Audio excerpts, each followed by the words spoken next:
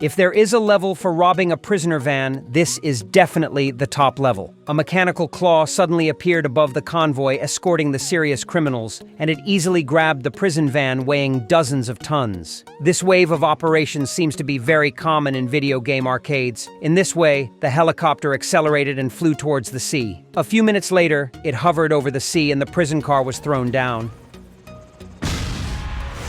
Soon, seawater poured into the car, and the prison car gradually sank to the bottom of the sea. Is this saving people or killing people? At this time, two men in black suddenly appeared and approached the vehicle quickly. They actually played underwater welding. The car was completely submerged in seawater. The door was still flashing arcs. Finally, the car door was slowly opened, and the infrared spear gun easily took down the guard. The felon was also rescued by inhaling oxygen in time, although the man was successfully rescued. But he didn't know these people at all, so why would he mobilize such a large force to save a serious criminal? It turned out that Frank saved him for a purpose. He was preparing to rob a large number of evidence seized by the police. After the robbery, he needed Wofat's connections to help him sell the stolen goods. Of course, he would not let him work in vain, on the condition that he could help Wofat find the murderer of his father. So the two reached a deal. After the special service team learned that Wofat had been robbed, they immediately checked the surveillance video of the pier.